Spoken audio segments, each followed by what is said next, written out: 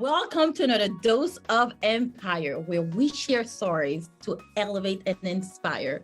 I am honored to introduce our next guest. She's beautiful. She's a French teacher. She is an inspirational and motivational speaker. In my book, please help me welcome the one and only Chloé. Hi. Hi, Mimi. Bonjour, Mimi. How are you, my love? Bonjour. Merci encore for being here. I love doing this, especially with, oh my God, an amazing inspirational teacher like you. I have to say, I started by watching you on Clubhouse. I went into your room and I was not only mesmerized, I sent your room to so many of my friends. I'm like, oh my God, you guys, you need to go check it out. Just because you're amazing. I went to your class. I do speak French, by the way. And, but just sitting in your class, I was smiling, I was laughing, and it just reminded me of all these French words I honestly forgot. So my first question is, how do you get your passion to teach and to keep it so entertaining for your students? Oh, well, thank you very much for this introduction, Mimi. I must say I'm very honored as well to be here. When I received your message, I was like, oh, wow, she really loves what I do. And this is really nice. She wants to hear from me. And this means a lot to me. So thank you so much for having me, Mimi. I'm very happy. And you're a French speaker as well. So c'est parfait. Je suis très contente d'être là, ma beauté. Alors, I'm so happy and honored to know that you've been sitting in my Clubhouse rooms. Were you in the audience or were you on stage? I was both. I think, so let me give you guys a quick background about her class. I was in her class and I think you were going through the month of the year. And it was just basically, we would say the month in French, obviously, and then we would pronounce it, and then the entire class would pronounce it, and then you speak to the phrases, and then I think one word I really stumbled upon was, how do you say bonne année en français? And I totally forgot. I'm telling you, I'm also an English speaker, but I don't speak French as often as I really want to. So when I sat into your class, it was home. It was such a refresher. And I sent it to so many of my friends and they said they're in there and they're like, Mimi, thank you so much. But we were learning about the month. So that's when I sat in your class. Thank you so much. Thank you very much. I appreciate it. I appreciate you so much, Mimi. The passion. I mean, the French language is very. It's always been around. Fair enough. I was born in France. I was raised there. But whenever we had French class in French, at school, being either the stories or just all these fairy tales and all these novels and stuff. To me, it was heaven. I was raised with the dictionary. My mom, literally, I mean, she's just next door and she understands English. She will be like, yes, that's her.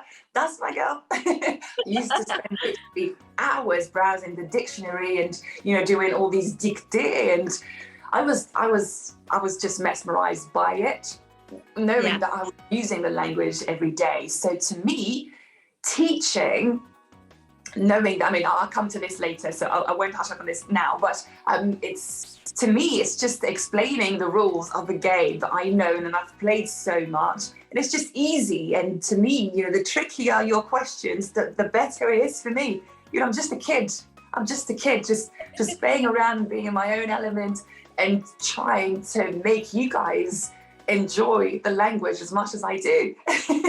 That's all I do, and I love doing it. I love seeing you guys on stage, learning from me, and when I get feedback like yours, well, as soon as this live ends, I'm gonna go and in the shower and I'm gonna cry thinking of all the beautiful things that you've said already. We've only got started, but yeah, thank you so much.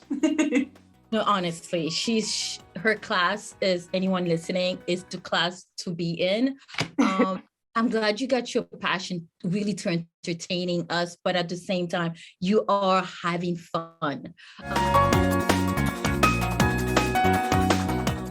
What was some of the biggest challenges? I paused by asking that question because watching you, you look like you're having fun and you are pulling us into your fun journey, and in class doesn't even feel like learning anymore. It's just about it. And not only that, you have a surrounding environment where everybody's supporting each other as well. I'm hesitant to ask, but what is one of the biggest challenges you had to overcome to get to the stage you are in right now? Well, I this is something I've always loved, and teaching as a tutor first, because for years I had like a main job and then I was teaching as a tutor on the side. I started when I was 20, no qualification in French whatsoever. I'm not a trained teacher. I don't have any degree in teaching. This is what I love. And today I feel sometimes I've got, imposter syndrome. But then I'm like, no, this is who I am. This is what I do. This is what I do best. And this the real is deal.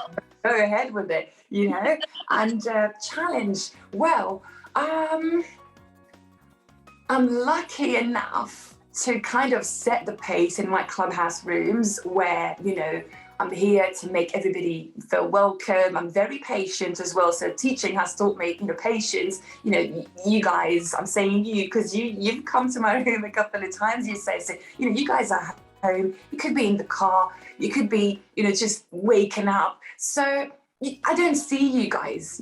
Fair enough, you're in my virtual class, but I don't see you. I don't know you that much. I don't know what you're currently doing. So, it's natural for me to repeat the same thing and then to mention that the link is here and this. So sometimes I receive messages from you guys losing patience and telling me, can we get something?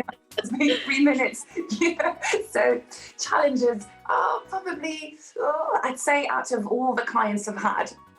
So Mimi, I teach French to, I have students who are actually students. I have professionals. I've got politicians, I've got, I teach corporate, and I've got, corporate businesses. So biggest challenge probably, I'd say one day I was a bit much younger, maybe like 23, 24. And I had I was tutoring to a student he came across as, somebody who had a big ego, and it's always tricky to teach people who seem unteachable.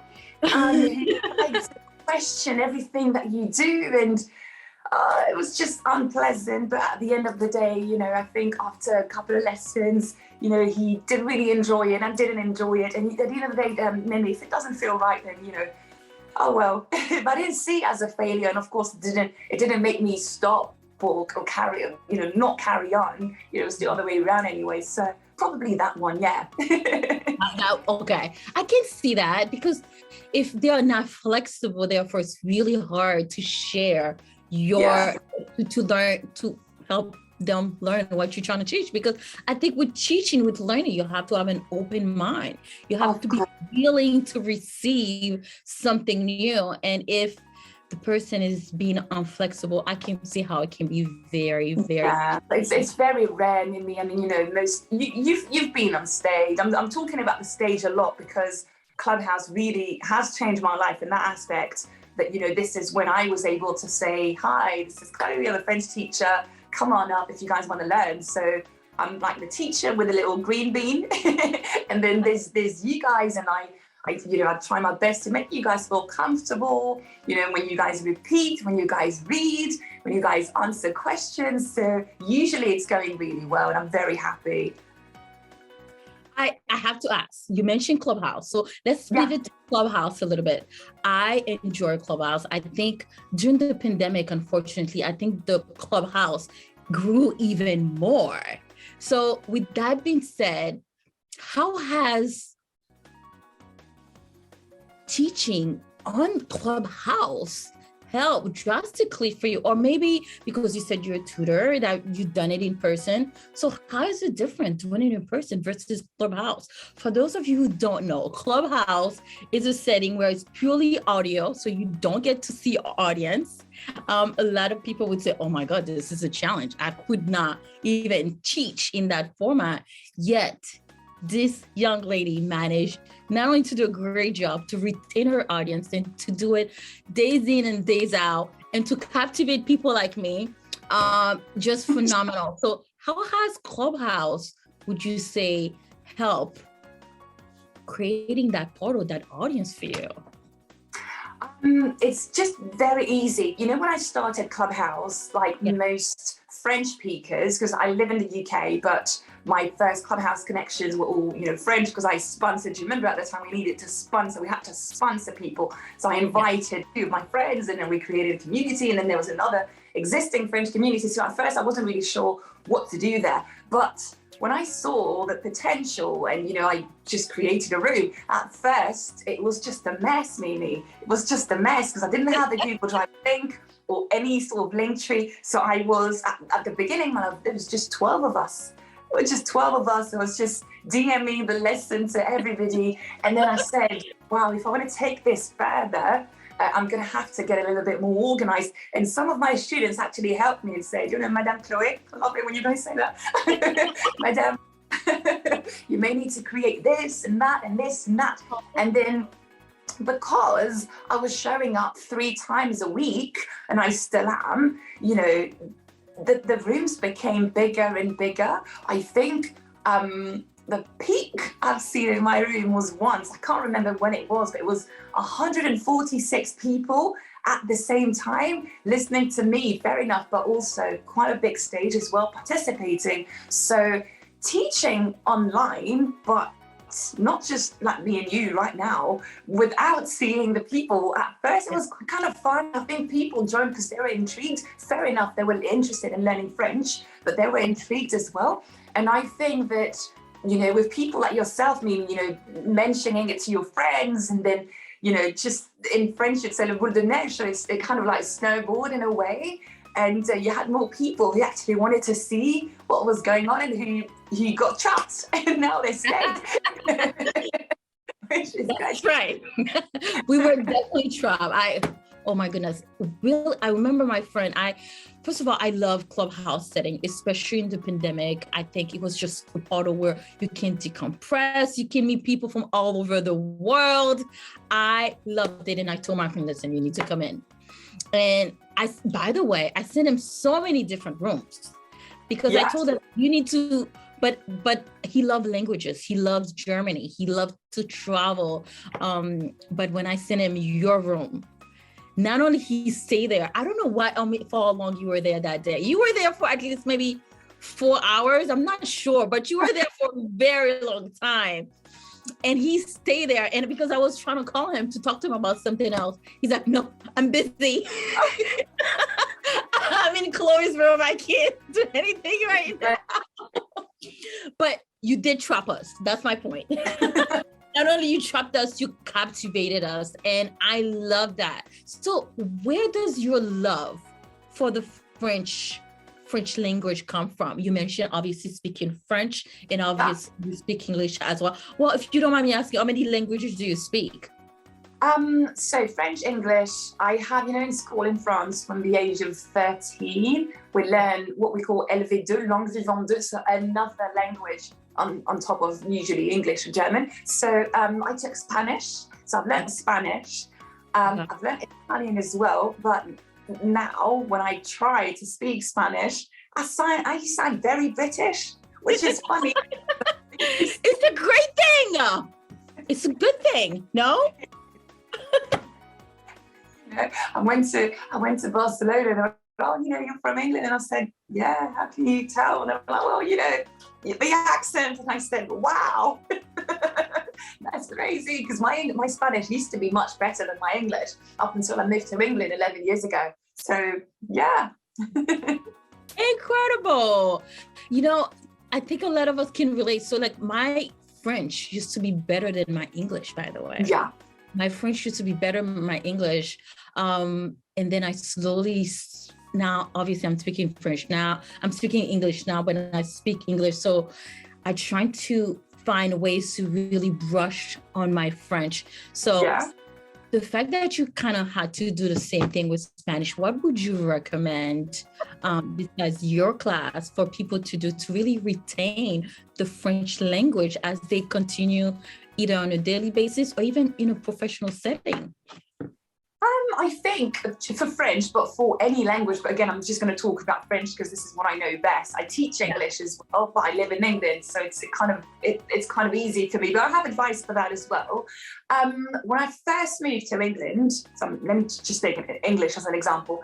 I knew English from school, and I was really good at it. I was the best student in English. In English class back in the day when I was in school in France. But it was different. So moving to England, I had to brush up my English skills, because I was like, well, I don't understand. I'm the best student, but now it's hard. So, just little things, changing the language, the language settings of your phone, and making sure that you've always got you're always in contact, or kind of, you immerse yourself at least half an hour to an hour a day in the language. It could be through music, it could be through series, it could be through movies, it could be through, now Clubhouse, back in the day there was no Clubhouse, but Clubhouse, podcasts, anything like this. But to me, you need to have some sort of permanent contact with the language. On top of that, you need to make sure that you practice what you hear, because most of my students, intermediate level, they can understand everything that I say in French. However, they always tell me, oh, my problem is speaking, and it's because they don't dare, they're not really sure, they're missing some words, so that they'd rather keep quiet than actually say something and make a mistake, which is when I come into place, because, as a refresher and just as, just here to, boost their confidence during the classes, make them read and then make them practice, and building lessons that they have a serious interest in as well, also helps you practice the language and discover new words, and realizing that 3-letter word in French called qui, actually, if you don't know how to use it, then now you know, so you can make longer sentences. So it's fun. For me, it is fun. I love it. I think you said something very powerful there. I could not have agreed with you more, because when I hear it, so if I were to watch a French movie right now, I would understand everything that's been said. Yeah. But and I remember I was working as a cashier, and we had people who came from Canada, and they started to speak French, and I think they were talking between them. He said something in French. I laughed. She's like, "Vous comprenez?" I'm like, "Yes." And then she was like talking to me in French, and she's like, "But tu ne parles français? Vous avez parlé français?" I'm like, "I understand, but I can't respond." Because I'm like, if you're talking crap, I'm gonna know. But it was just so hard to actually speak it. So I agree with you. But I love the idea of changing your front setting to French. That's an excellent idea. I mean, the phone is an example, Mimi, but literally try to integrate the language in your easy daily tasks. If the phone is one example, but I'll give you another one. Let's say when you have if you have like a morning routine, not even, the creams or anything, but just, the simple process of, waking up, getting up. I don't know if you want to do shower first or wash your face or breakfast, I'm not sure. But just whatever you do, if you manage to make a sentence about it, even if it is just in French, I wake up, je me réveille, je me lève, je me brosse les dents, je prends mon petit déjeuner, je me lave le visage, just things like this every day, and you make sure that you repeat them. When you hear French sentences, make sure that you try to repeat them as well. Get out of your comfort zone in a way that, try to think, I am a Frenchman now, I am a French woman. And, you know, if she said, if the lady that you're listening to is saying, bonjour, madame, comment allez-vous? We try to, you know, forget, you know, what you're going to say, the bonjour, madame, because this is not what she said. She said, bonjour, madame. So try to mimic. Yes, be an actor, be an actress. Yes. I think this is good. Just tiny exercises like this can really make a difference. I always tell my students, you know, there's a difference between a good French speaker or English speaker or any language speaker, like a good French speaker, and a great one. And it's always, you know, got to do with the details, pronunciations, the liaison, everything, the R's, everything. Oh my goodness. So it's a funny story. So my cousin actually lives in Belgique. And I remember back then, so when I used to speak French, and they used to say, Mimi, you speak with avec un accent, with intéressant. Really? I think that's what they used to say. You speak like vous êtes intéressant. Pourquoi vous parlez comme ça? So I love the fact that you said that, but at the same time, I remember I went to visit my cousin. He lives in Belgique, and obviously, at least from the part where he lives, they speak French. And I remember I went to see him as I'm sitting in the plane, and I write my diary sometime, and I was writing in English. And I'm like, oh my God, what if I forget my French? I have not been speaking French for so long. This is incredible. And then I remember I got there, the entire family was there. They greeted me. They're like, Mimi, we miss you. Aww. And I remember, but everybody, tout le monde parlait en français. But I keep responding in English. They're like, tu comprends? Vous avez oublié la langue. Qu'est-ce qui se passe? But I was like, I don't know. Oh.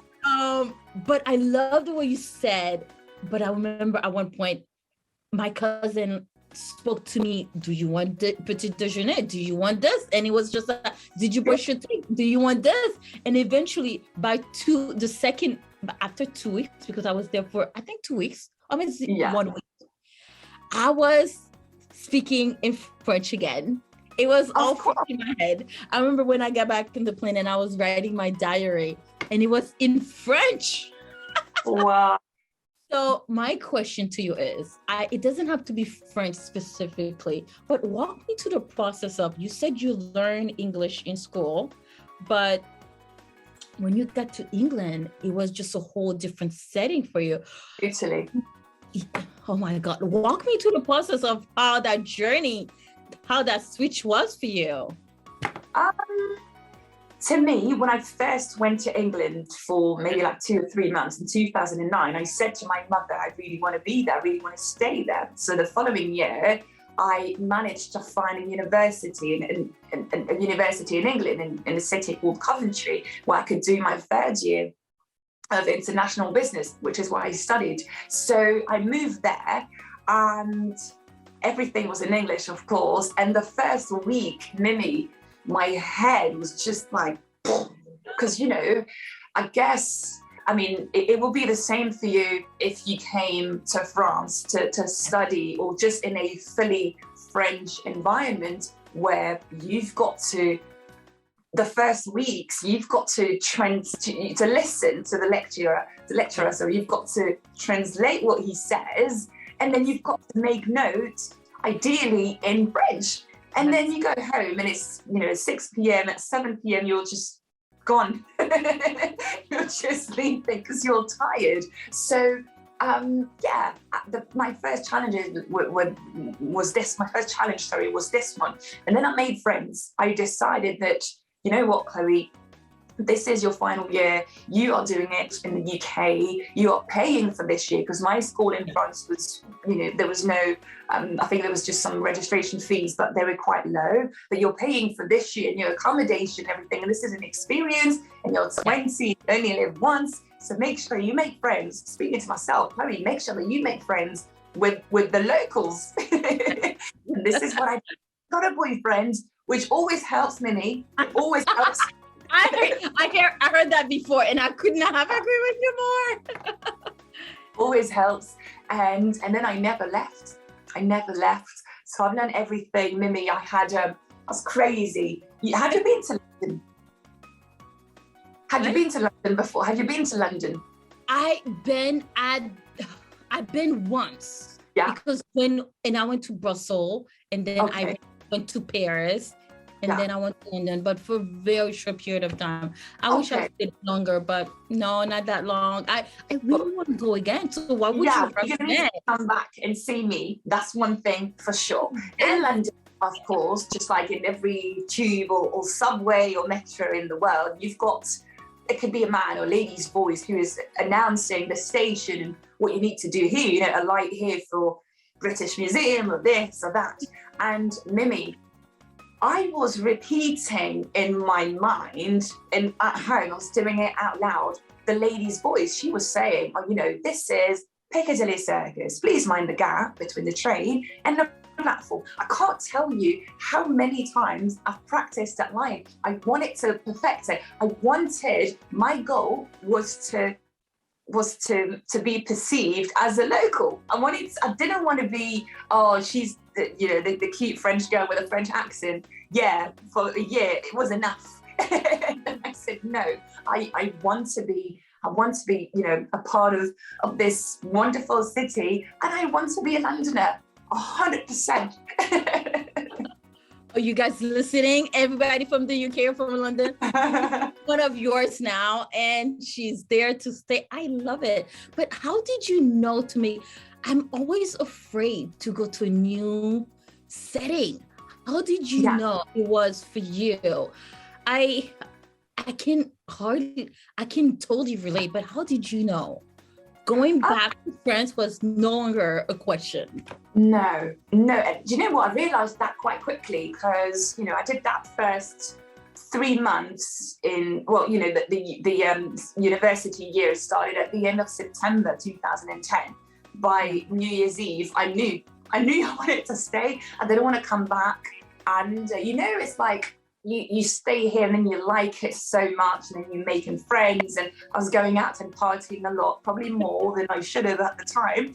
We're having fun. That's what life is all about. I was still keeping up with the lectures and everything. I was still being a good student, and I loved it so much. To me, at that age, you know, 19, and you know, I was no longer a teenager. You know, you're in that transitional period where you're becoming an adult, and I still had, you know, little insecurities here and there. And for some reason, when I was in England or in my new environment, in French you'd say microcosme, you know, in my new little world, I could escape who I was. This makes me, you know, sound like I was terrible. Absolutely not. But I could be a different version of me, that I liked more and I was more comfortable with.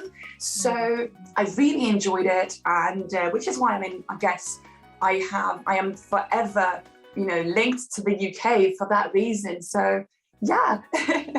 No, don't feel bad saying, you know, I love doing these interviews because sometimes people get that haha moment. Sounds like you had that haha moment, that version of yourself. Not per se you didn't like what you were before, but sounded like it was just a new setting. It changed your mindset, the way you view the world, maybe. And that feels good inside. And if you feels good inside, when you feel good, you do good, and it just spreads everywhere else in the world. So bigger risk. What would be one of the biggest risks you ever taken? So this one, you see, to me, even at the time, I didn't see it as a risk. To me, it was an opportunity. I was 19. Like, at the time, nothing was at risk for me. I hadn't built anything. You know, what was I leaving behind, really? Nothing. You know, my mum, but, you know, my mum could come and visit me, and I was coming to see her on a regular basis. So to me, at the time, there was like a zero risk at all. So talking about risk, one of the biggest risks that I took lately is just quitting my job to teach, because, you know, Oh, wow. Okay, how did that feel? It felt liberating and amazing. So when I started Clubhouse, Feb 2021, we had that thing, I don't know if you've heard of it, in the UK called furlough system, which means that you know, you were working from home, but some companies had made their employees redundant. So I was still employed, but I was not working full time. I was only working a few days a week, which was fine because I had plenty of time to be in Clubhouse and to do rooms and then to connect with the Americans and Americans, the Brits, and it was great. Absolutely loved it. And then I came back to full time, but I still kept the pace with Clubhouse, which was kind of tough, but it made me realize that the one thing I wanted to slow down or to stop wasn't Clubhouse or teaching, it was the job. So my job just got in the way of what I love doing the most. So I said, well, you know, this needs to go. This job needs to go. So I quit, and I'm very happy. God. Please go ahead, continue. I mean, so I made a decision to quit maybe a month after I joined Clubhouse, but I didn't quit then. I officially, you know, what's the word? See, this is it. When it's late like this, I'm looking forward. I don't have the word in English. I don't have it in French. Wow. So it's gone. Yes, I know the feeling. I do. I wrote my resignation letter, and then a month later I was gone. But it was fine, you know. I didn't, you know, storm out or anything. It was all nice and clean. And yeah, I quit, and I said, well, I want to do what I love the most, which is teaching. And it's funny because, as I've told you, as a child, I was absolutely drawn into, you know, the French language and the grammar and all the verbs and stuff. And then I studied business, which has of course helped me in life, and I studied other things and stuff. And it's like I've done all that path to come back. I wouldn't say to square one, but to come back to my first love in a way. And then I've added English as well, because I do teach English to French. I've got French speaking clients, you know, who wants to enhance their English skills. So that's another another skill that I have as well. And yeah, so I quit my job to do this, and I'm very happy. It hasn't been this long, my love. It's been just over a month, and I'm loving it. Congratulations. I have to ask though, which one is easier and even more fun, teaching French or teaching English? Teaching French, for me, it's always fun. It's always fun because, you know, I don't have to think too much. I don't have to think too much. And my job when I teach French, and in the way I create my lessons, is to find what my students are going to love, you know? So of course there are some things you can't some things you can't make fun. You can't make them more fun or more, you know, like, you know, you've got some, I'm thinking about my A2 students, you know, it's like imagine that there's like 6 levels.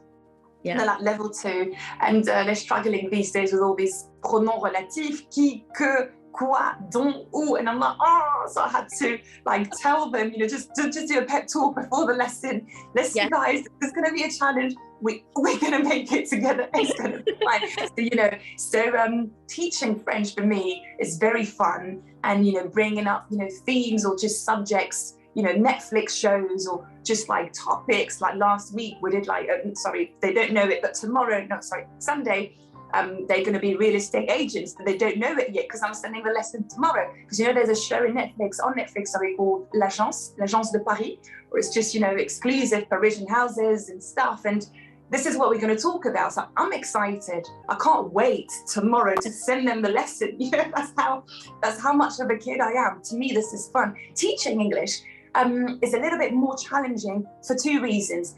First, most of my clients already speak English. They already speak English. It's just that they want to improve on their accent. So sometimes there can be, you know, that little thing about, oh, you know, but, well, so they take classes with you, but then, oh, well, you know, but people can understand me anyway. So I'm like, I know that you do what you want. Do you want to stay? Do you want to leave? I mean, it's up to you. I don't want to force you. And the second reason why it's a little bit more challenging is because even though my English is quite good, I think. It is very good. Stop it.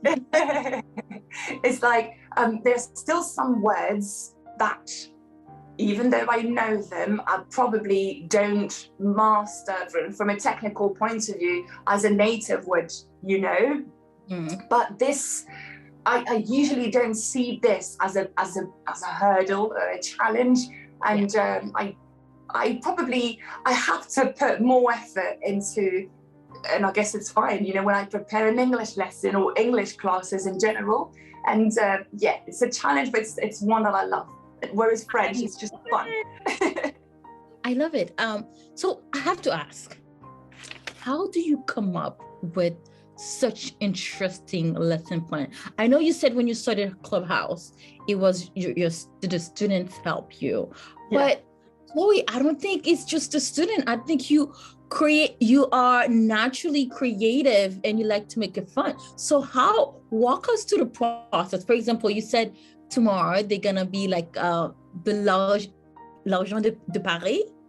L'Agence de Paris, yes. So that's the name of the show. And they're gonna be real estate agents. They don't know it yet. It's gonna be fun. They don't know it yet. I love it. But it is, like, to me, even if I don't speak French, I'm like, oh my God, I want to be there. And now the idea that that's what they're gonna have, you create that excitement for them to learn it, even though you are inputting new information. But the reason it is so good, Chloe, is the fact that when, let's just say 2 months from now, and they have a conversation about real estate, guess what? They're gonna think about this fun game, and it is much more easier to retain that information. So in the long run, you are creating almost like this next level of teaching, which I wish more teachers would have done. So how do you come up with that creativity level, would you say? Again, I don't think, you know, that mentally I'll ever grow up. To me, you know, in many aspects of my life, I am still very young. I'm still a child, yes? So, you are very young, stop it.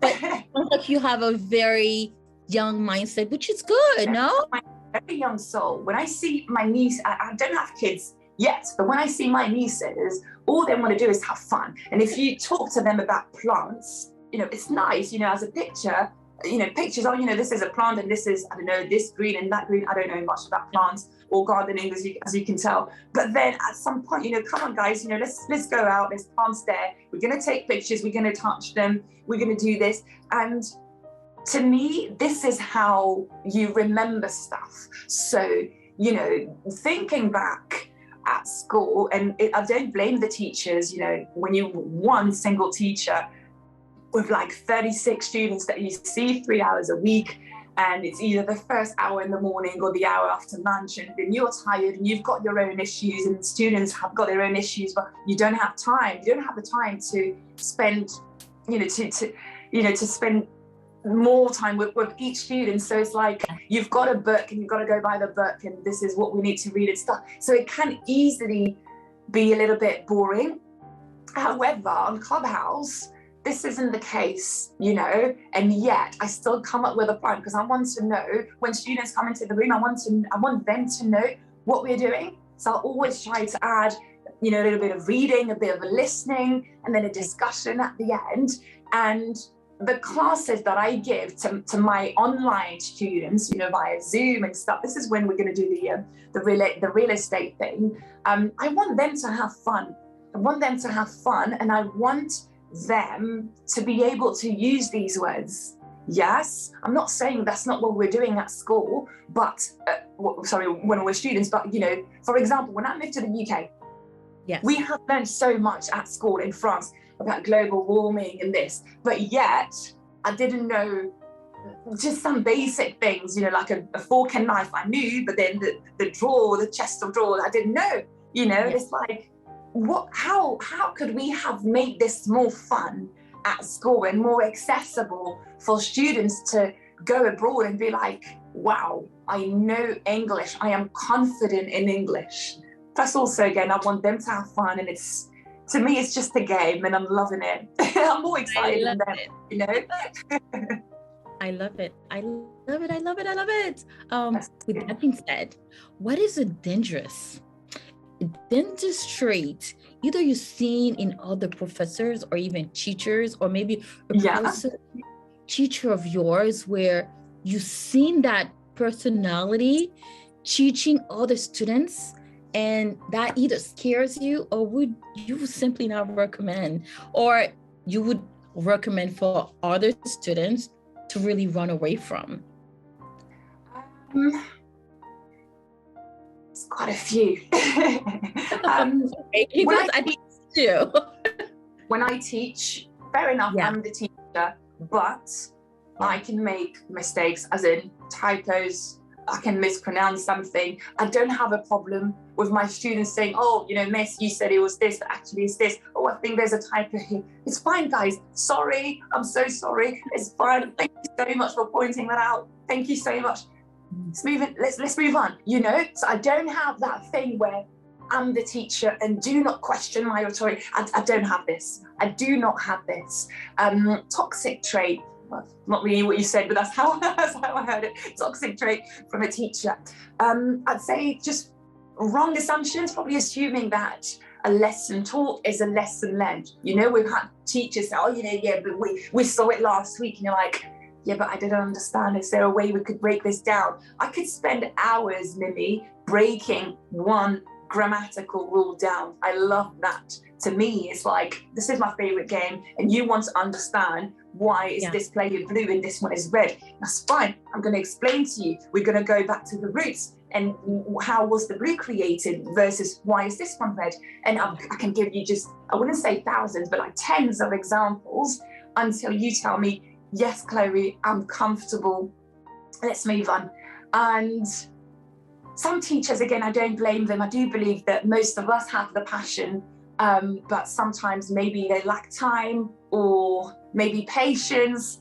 And I'm grateful for having that patience and being able to go through little things like this, or to spare, you know, students from feeling silly or ignored or just afraid of asking questions. I think that's the worst in school, at school, feeling frustrated because you feel stupid asking a question. Yes, I love that. Oh my goodness, I think that's the worst.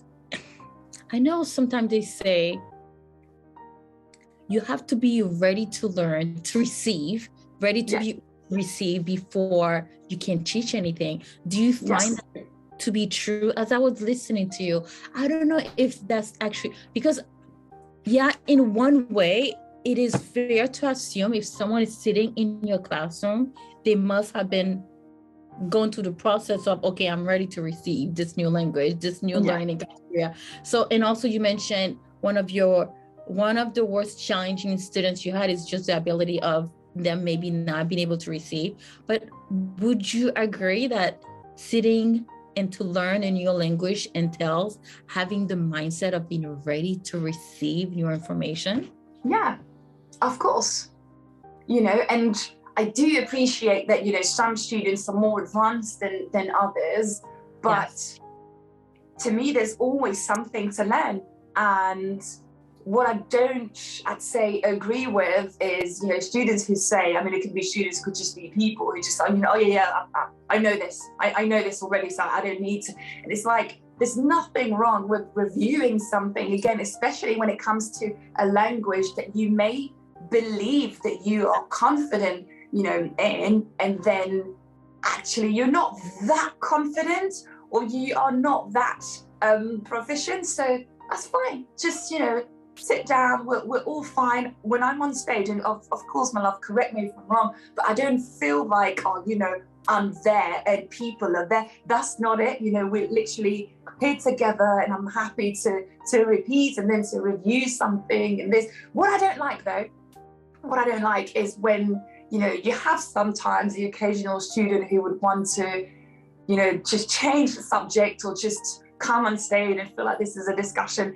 And I don't like it because my students don't like it. And then they get irritated. And during my class, when I'm trying to manage, you know, this student who feels like talking about something else, I'm trying to say, hey, you know, we're just doing a lesson. Have you got the lesson? The link is here. I receive students, messages from my student with like angry faces or just like the eye roll saying, oh, you know, who's this? And what does she, what does he want? And why is he or she interrupting us? And blah, blah, blah. So yeah, it can be a bit tricky, but it's never, you know, not under control or anything like that. So it's good. Makes sense, because I think there's a time and place for everything. And if you're not focusing on the subject like that, it can be very distracting for those trying to learn. So what is one thing you wish you learned early on? You talk about that student who sometimes creating that disruption in that setting. So what is one thing you wish you learned early on, either in a teaching setting or even moving from France to the UK? Anything you wish you learned early on? I wish I had listened to myself sooner, that is to say pre-lockdown, because for some people today, and I'm part of these people, Millie, there was a life pre-lockdown and then one after. So it's like living two lives. I wish I had trusted myself more, listened to myself, and maybe like dared do the big jump and find a way to teach full time before. But then at the same time, you know, it's all well made and everything's happening for a reason. So, you know, lockdown has changed people's lives. I mean, it has changed my life more than I would have changed my life without it. Perhaps I would have one day decided to teach, but maybe at a much later stage when really I needed it now, you know? So I'd say probably I wish I had dared more at the time, but is it really something I regret today? No, I'm good. I'm happy it unraveled that way. So yeah, very happy. It makes sense, because you never know. Maybe you started that earlier and then you never know. I agree. That's a very good answer, by the way. How do you continuously align your mission with your vision? What do I mean by that?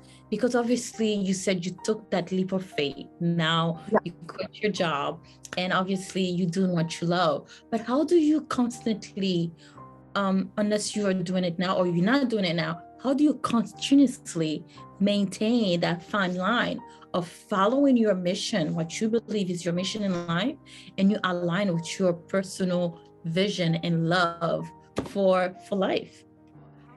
We wanted to take a moment to thank all our new subscribers. Please don't hesitate to comment below. Let us know how you enjoying our podcast so far, or if you have any recommendations so we can continue to give you great contents. Thank you so much for listening.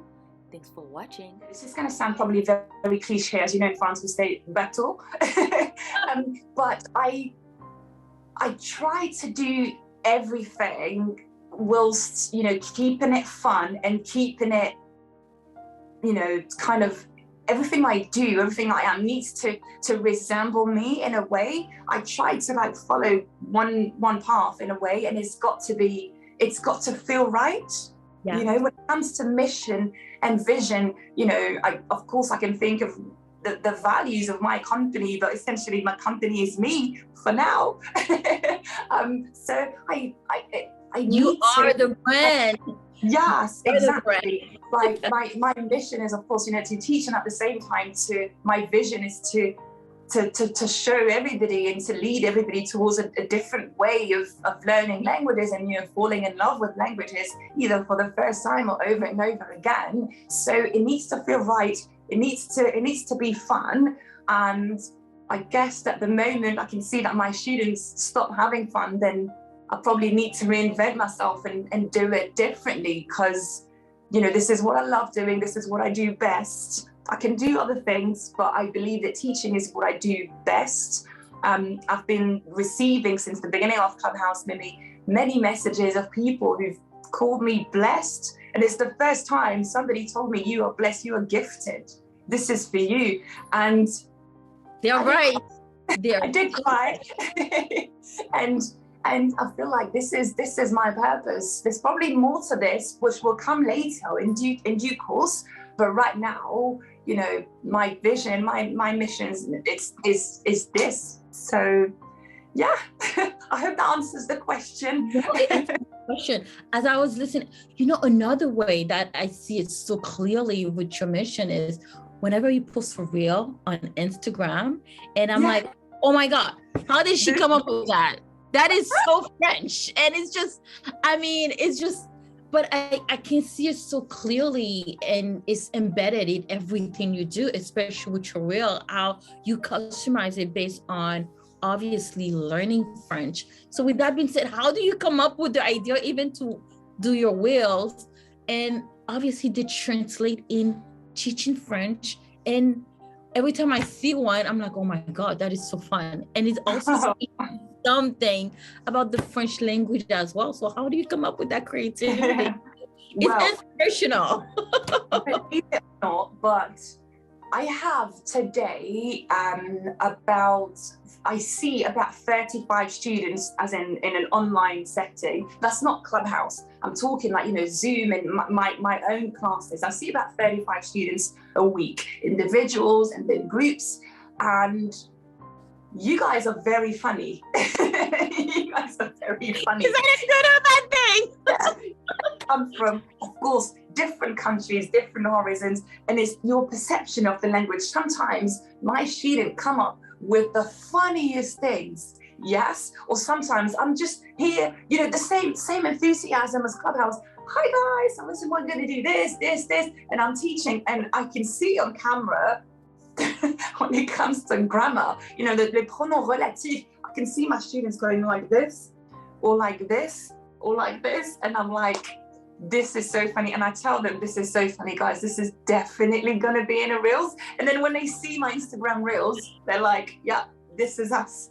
This is us. They comment, c'est vrai, c'est moi. I don't know if you've seen, maybe not, but like a few months ago, I reenacted at my very humble level a friends scene between Joey, who's trying to learn French. This is actually one of my favorite. I did see it. I love it. And I think I reposted it. I reposted it just because it was so funny. And everybody said, this is me. Oh, Madame Chloé, c'est moi. And they all reposted it, and I said, this is too funny. This is hilarious. I said, no, not you guys, but it was just tempting. Chloe, that's what I'm saying. That was so funny. If you guys have not seen it, obviously Chloe's information gonna be linked below. Go check out her reels. But that one specifically, the reason it's so funny, it was just like you kept repeating it, the teaching, and it goes back to you need a lot of patience to teach, because I think I probably went through that process when it comes, like right now, the stage I'm in is going to recall all the information I have in French. Yeah. And I can remember back when I was younger, that probably was one of my struggles for sure. But it was just so funny. I think it was just a funny video. But how do you maintain? Walk us through the process. Obviously, I hope I'm not going to make you cry after this. I know you mentioned after that you may cry. I hope that's not true, just because you are sharing your genius. You are tapping into your genius and sharing it with the world. You are, and you're doing it authentically. So walk us through the process of teaching a class and what you have to do to really decompress after a class like this, especially when you really need to have patience to really teach us and say the same thing over and over. Walk us through the process of the compressing day or relaxing day for Chloe after really teaching and repeating the same thing, maybe maybe 50 times. Okay, that is funny, because there is, you know, the Chloe that you hear on Clubhouse, you know, and I'm like, that's fine, don't worry, I'm gonna repeat. And then, you know, on the other side of the screen, I'm like, oh, I just said it 50 times. But I mean, you know, what can you do? Again, my love, it goes back to Clubhouse. I make it look like a class, and that, you know, there's students sitting in the front row who are happy to speak, and then you've got students in the audience who are just at the back of the class, and they're, you know, they're probably a little bit tired, or they're just listening. That's fine, right? It's fine. I'm not going to force them to come on stage or to participate, even though sometimes I do send the invitation.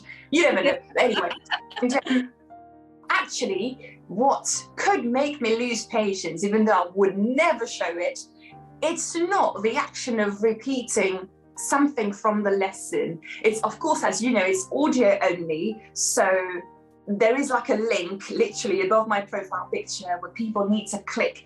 And it's pretty, I mean, not pretty, no, it's pretty. It's pretty self-explanatory in a way that there's a link, and then you click this link and it says Clubhouse French lesson. That's it.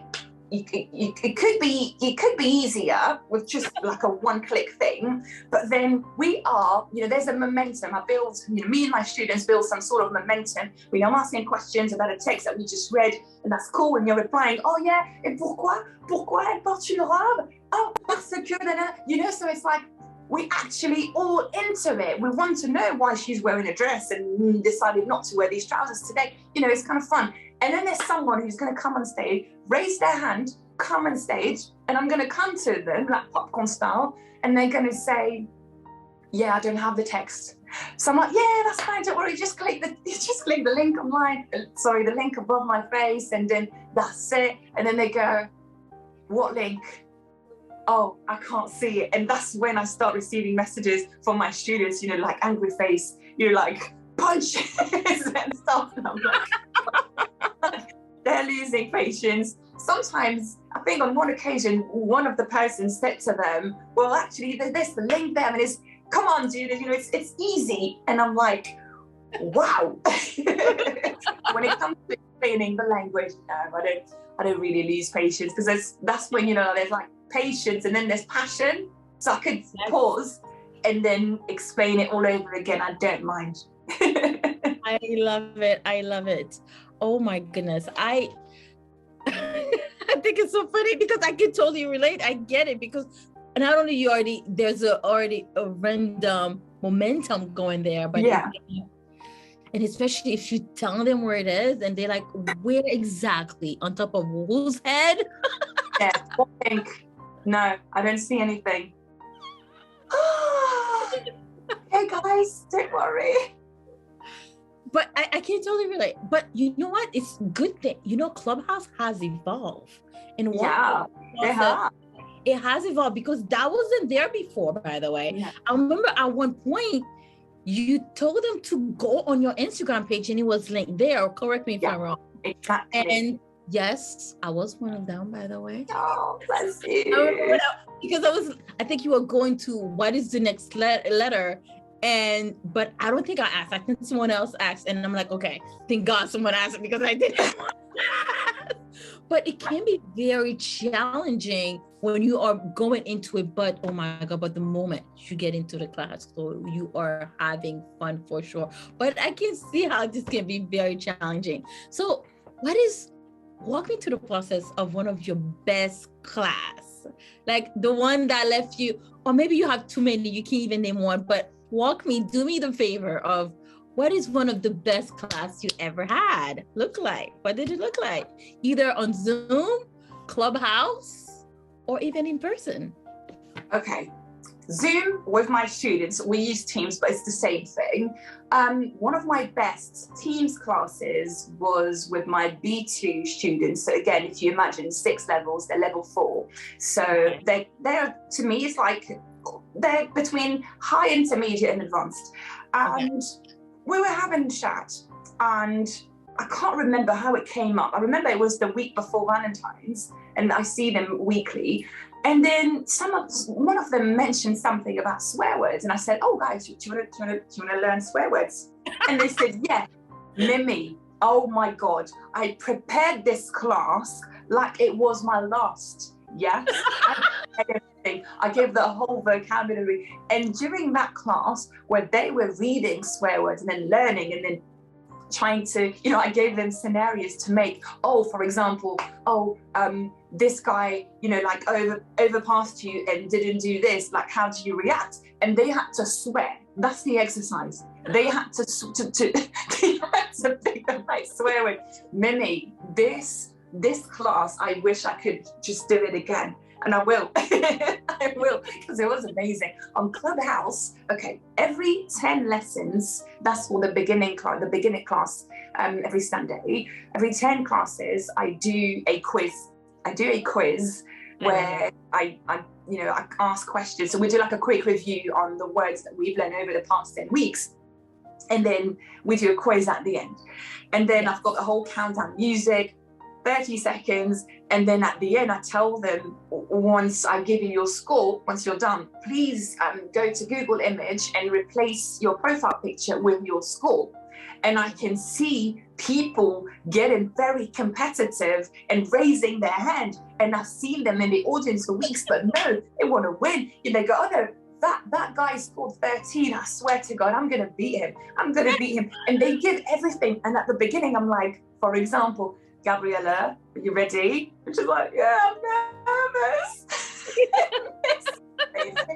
It's like, I am the same teacher. This is the same class, but I've managed to, create an environment where it's fun. You feel nervous. Of course, I'm not happy to make my students nervous or anything like this, but it's fun. It's right, though. It is, especially, even sometimes when you play music on Instagram that has a curse word, I cringe because I'm like, oh, I'm getting nervous. How are they going to receive it?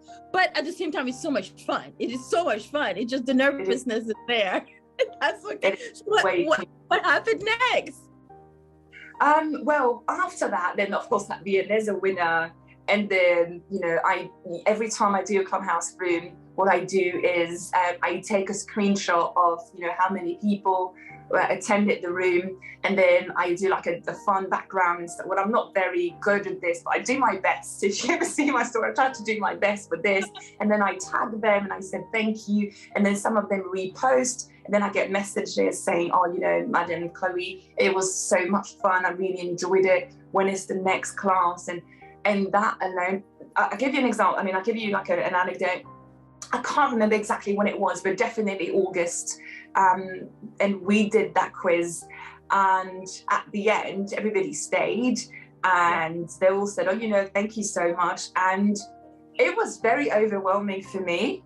It was so overwhelming for me, all these students saying, oh my God, thank you so much, Chloe, for this 10 weeks, even though I was going to come back the next week. And Mimi, I cried.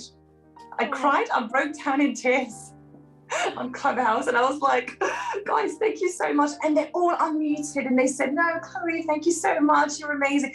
All these nice words. Bear in mind that I was at a stage where I didn't like my job anymore and I really wanted to quit. And then that day alone triggered something in me, and I said, yeah, I want to quit. I need to quit because I want to make a difference in people's life.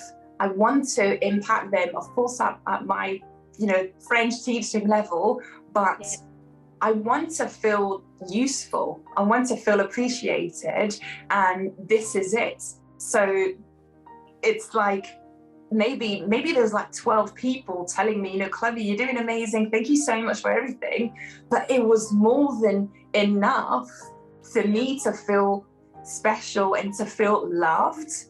And I think that's how I decided that I will quit my job and I will do this full time, make it fun. And my challenge and my goal is to, teach as many people as possible, and to ideally to make them fall in love with my language. God, I love it. I'm not gonna cry.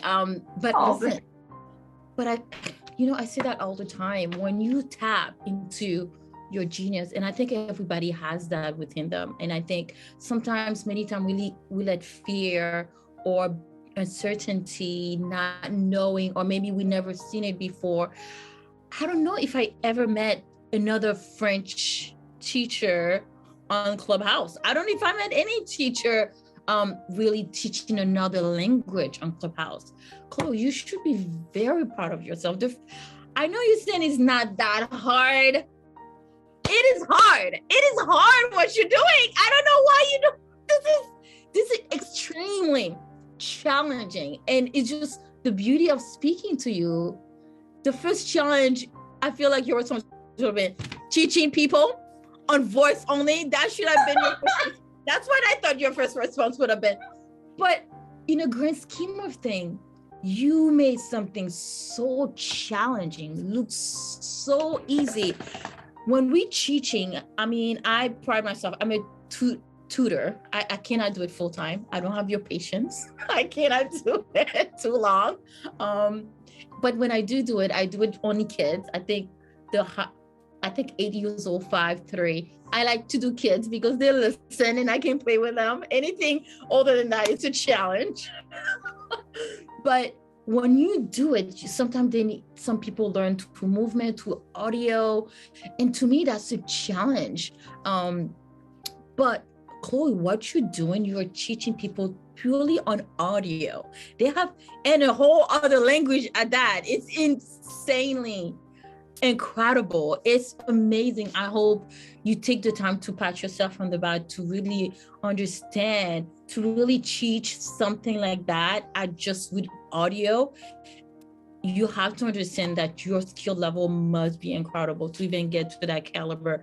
And whatever you do next, I can only wait to see what you do next, because I know you're going to do something amazing. If you can turn something that challenging into something so easy, as you call it, whatever you do next is going to be incredible. So thank you so much for sharing. It's incredible. So I cannot wait to see what you do next. And if I can help in any way, obviously I'm going to follow you, whatever you do next.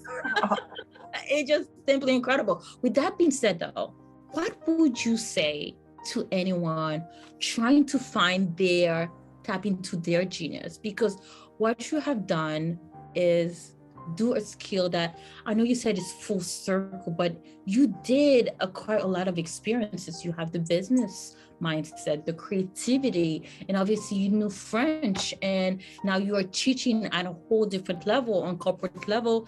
And even though you've been doing it for years, but you were able, with all those skills, manage to tap into your genius, I would say. What would you say to anyone trying to either to teach or either finding their why? What would you recommend for anyone to find their own passion and tap into? To find their own passion, you've got to try stuff.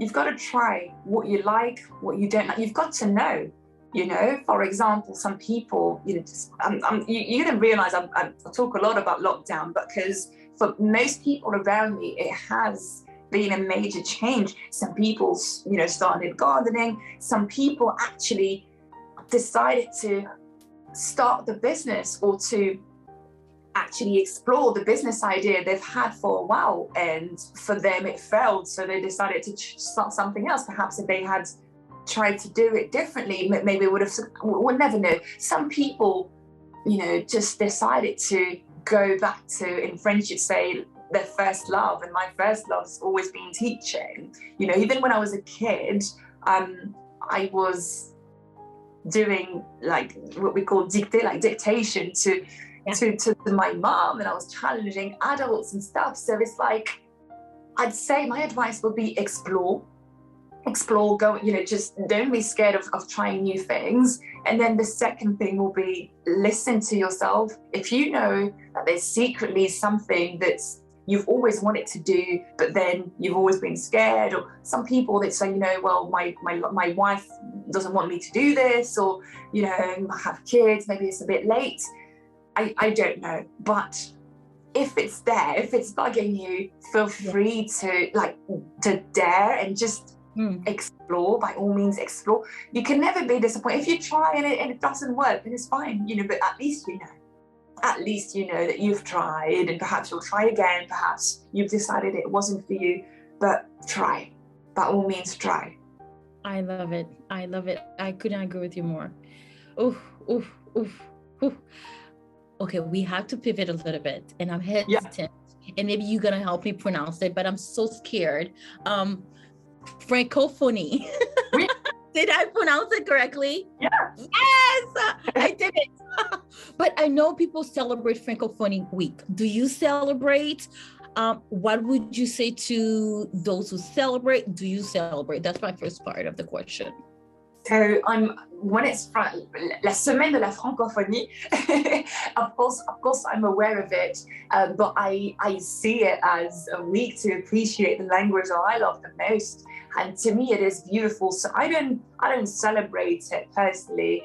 I'm just happy that we have this like one language, and of course through history, the good moments and the most tragic ones, we have now 29 countries who are French speaking. And I think this is amazing because, believe it or not, my love, but I've been on Clubhouse over a year, and I have met at least one person from these 29 countries. So it does mean a lot to me that some, people in my room have come from all these countries. Of course, we're not going to name them all, but it could be Cameroon, it could be Switzerland, it could be Canada, it could be Benin. I mean, I have met these people, and I find this absolutely amazing. What this means for me is that there's one language, and there's just so many people who speak it, and this is so cool that I get to teach it.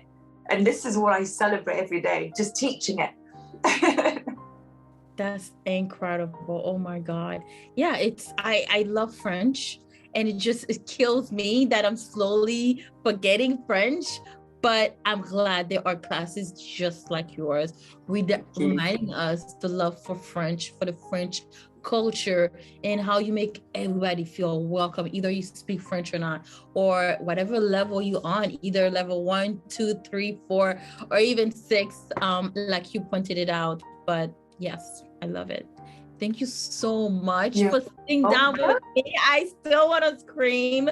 But before we go, my last question is, what would you like to leave with anyone listening? I know we talked about your love for the French language, your being a teacher, both English and French, and how your patience, and it's incredible. It's admirable, by the way. I just said that out to you. You make it look easy. What would you like to leave with anyone listening before we end? I'd say to everyone, well, first, of course, thank you so much for listening and for just like attending and everything, which is amazing. I'd say for everyone, like, one piece of advice, or one, just try, just dare, and just do, like, explore, follow your it's easy to sort of follow your passions, follow your dreams. Mine at the moment is ideally to make an impact, to make a difference in somebody's life. I remember, Mimi, and I think this is the case for everybody, when we were kids, or even young students, we either loved or hated a subject in school, and most of the time I wouldn't say most of the time, I don't have the statistics, but it could be related to the teacher. And the subjects that we love, we somehow associated it with the teacher.